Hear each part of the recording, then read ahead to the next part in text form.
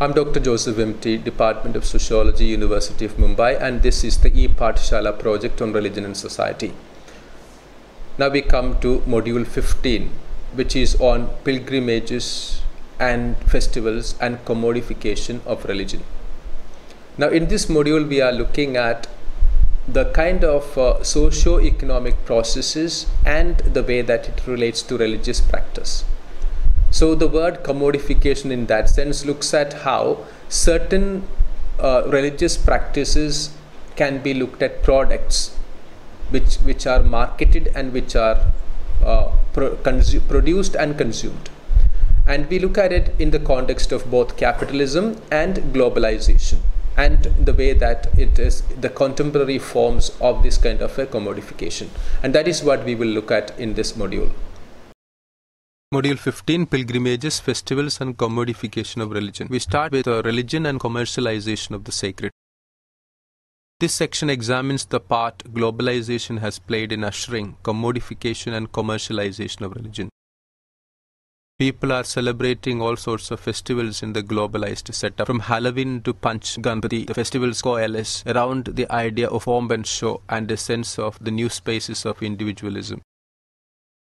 The practice of rituals and observance of beliefs is heavily influenced by what is happening around the world. The same idea is also expressed by Ulrich Beck, one of the globalization's staunch critics. I quote, "Globality means that from now on, nothing which happens in our planet is only a limited local event. We must reorient along a local global axis. The girls believed to be in guise of the goddess are given sweets, gifts and money. The relationship between the goddess disguised as a young girl and devotee who calls upon the whole ritual can be seen as commodified around monetary transactions. The celebration of Valentine's Day is another example where market invented yet such festivals and commodified the associated rituals of gift giving.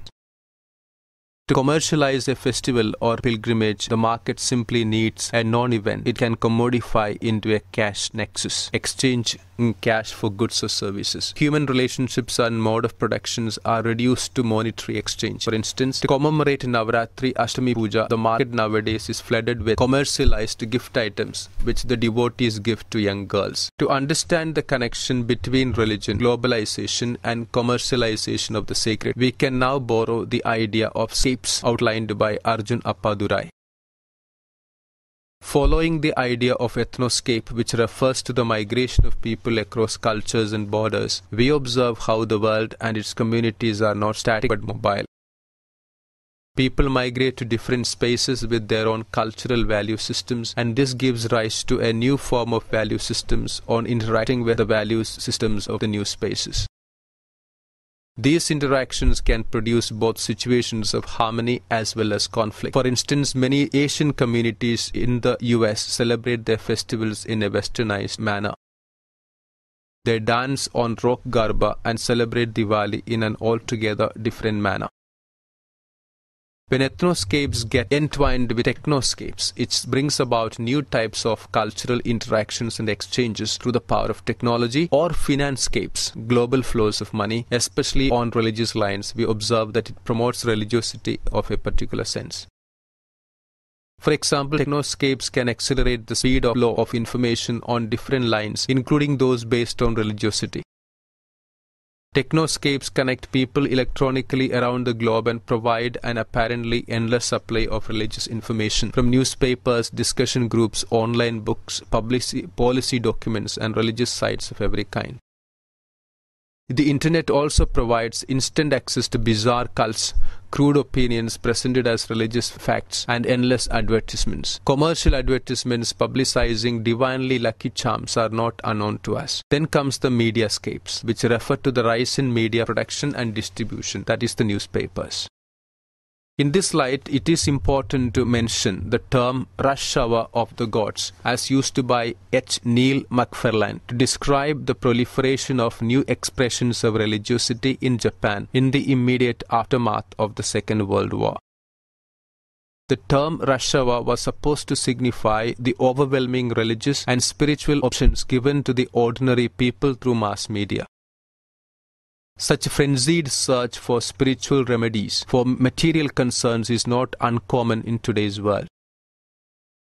The reflection of these arguments can also be seen in the work of Meera Nanda. Author gives us a detailed analysis of the aspect of commodification of religion, at least the way it took place within Hinduism.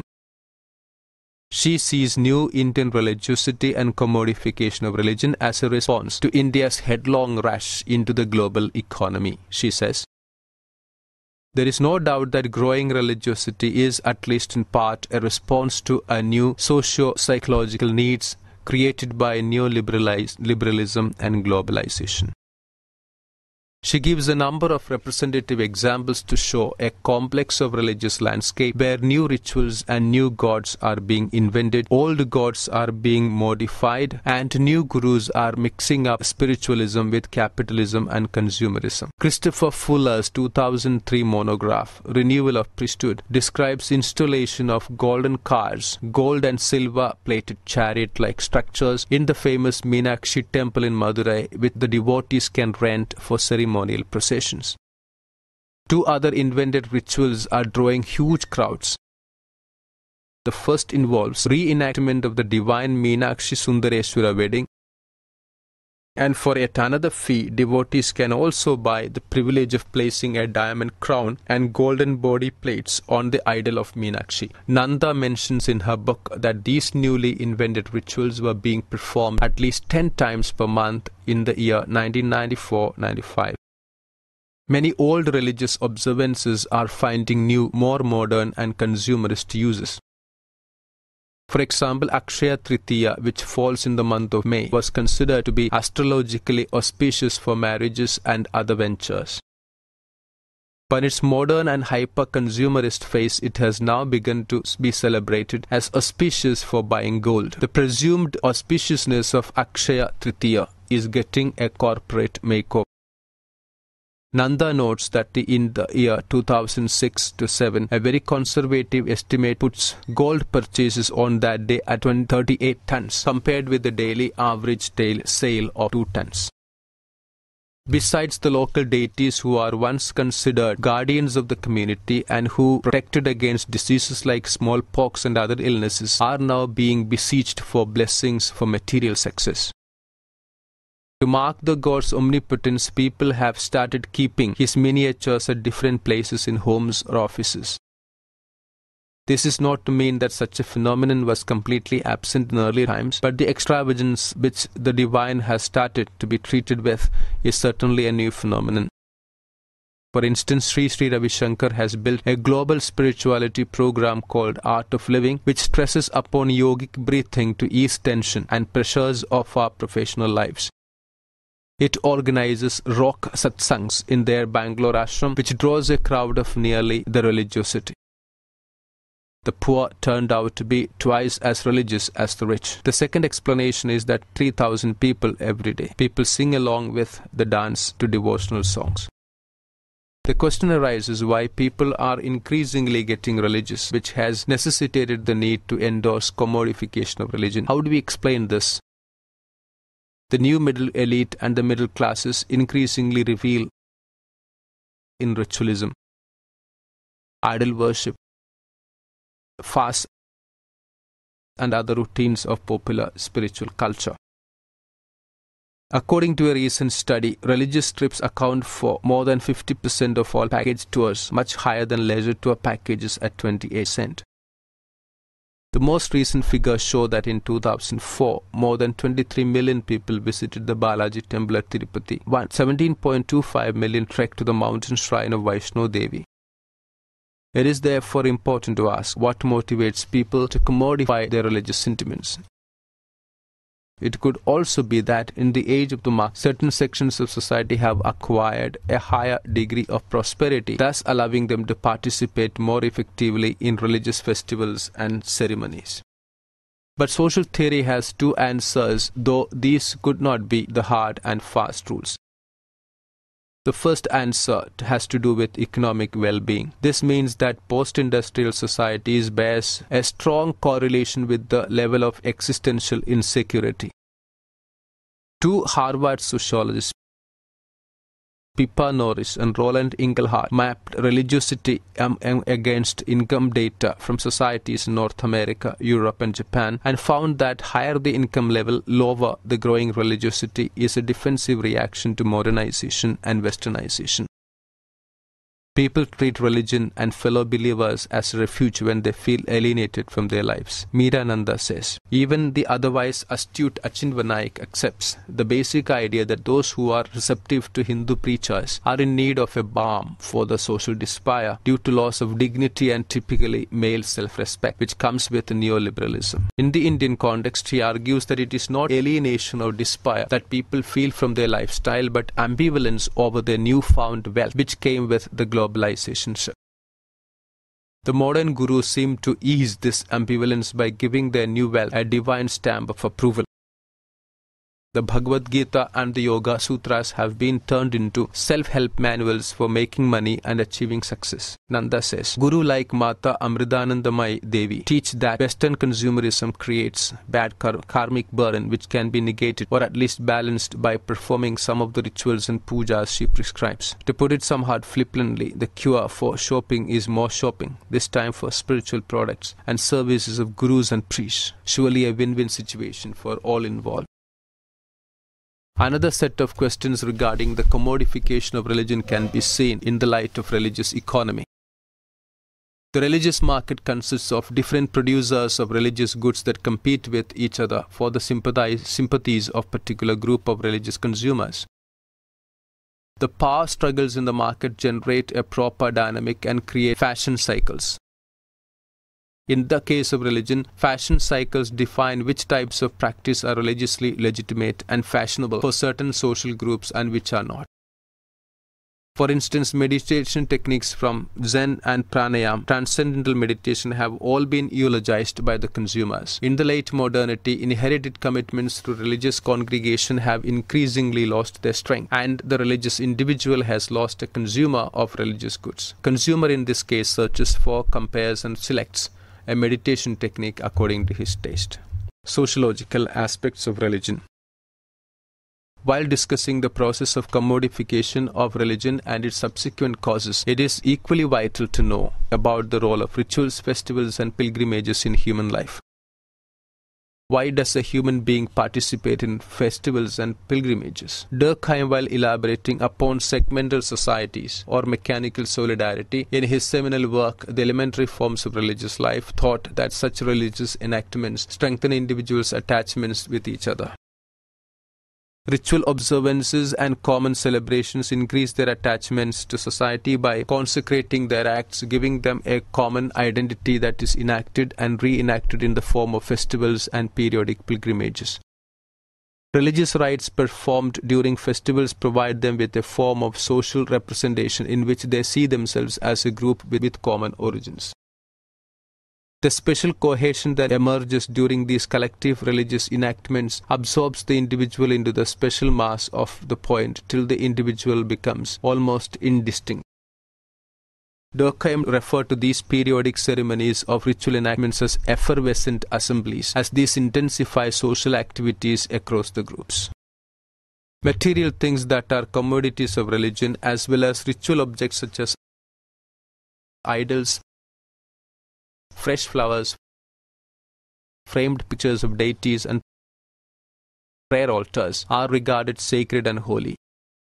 Durkheim too, while giving the definition of religion, identified two central elementary forms of religious life. The first is the system of beliefs and practices and rites that are practiced towards sacred things, and secondly, the tendency in all religions to divide the world into two regions which he called the sacred and the profane. Sacred things thought to be superior in dignity are segregated from the profane items which can defile or contaminate the sacred. Commodification of religious items can also be seen as a step towards sanctifying a religion, because commodities of religion are held to be highly sacred. A system of rites and social practices arise which set out how the sacred is to be approached and how members of the group are conduct themselves in the presence of the sacred object. Festivals and pilgrimages can be seen as one mechanism which can be used to segregate a sacred from the profane.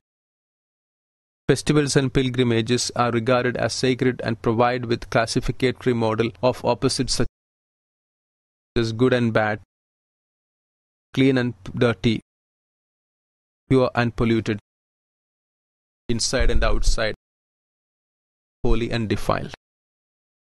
Clifford Geertz, in an essay titled Religion as a Cultural System, spelt out a definition of religion as a system of symbols which acts to establish powerful, pervasive and long-lasting moods and motivations in people.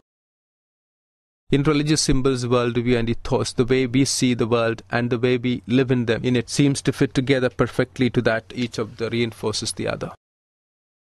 Religious symbols tell us that we ought to live a certain way because the world is in a certain way. How does religion create capitalism?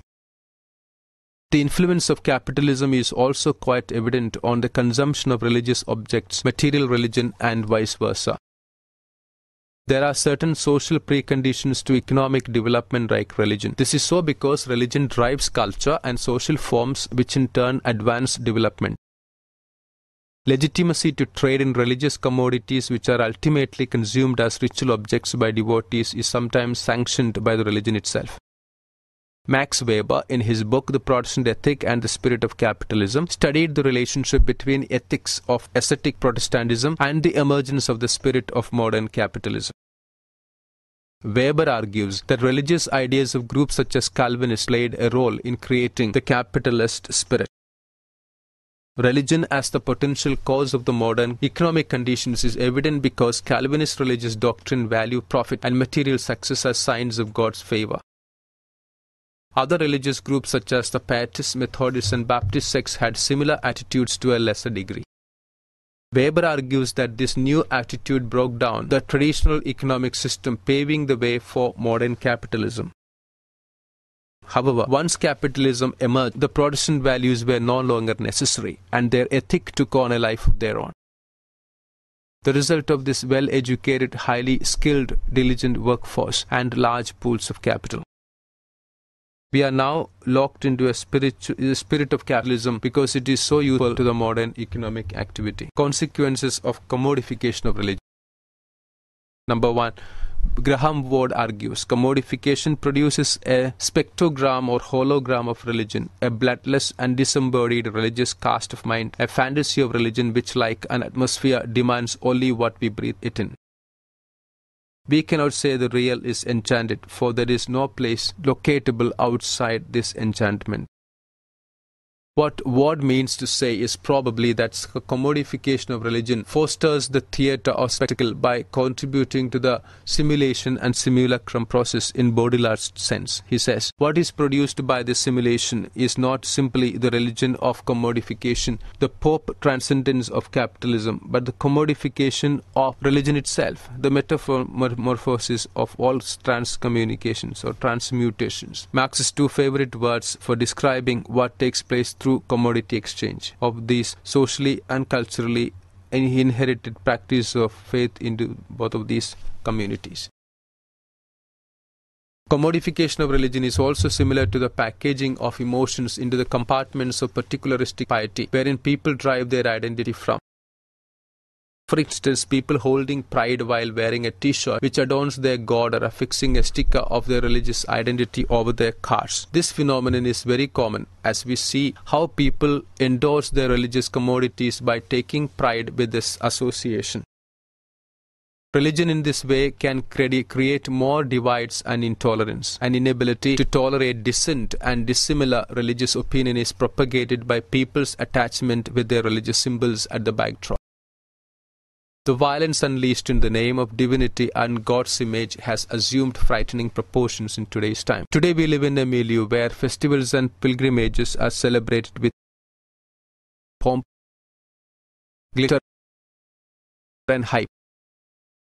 Commercialization of faith has diminished any sense of religion as a source of building ethical spirituality. Marketization of religion and demands competitive ritualism, which can attract customers in huge numbers. A festive celebration floods the market with devotional items. The more the expensive, the better. Newspapers and magazines bring out special glossy editions with advertisements and features of sacred merchandise. Sayantani Jaffa would argue that A religious festival unleashes a paroxysm of brand building, whether in culinary specialities, sartorial trends, or voyeurisms. Gaze into celebrity worshippers diligently captured by cameos and have live telecasts on the plethora of round-the-clock television news channels or social networking sites. Conclusion, Module 15. In this module, we have looked at pilgrimages and festivals in the context of religion, where these have been commodified both in a capitalist socio-economic situation and in the process of globalization. Thank you.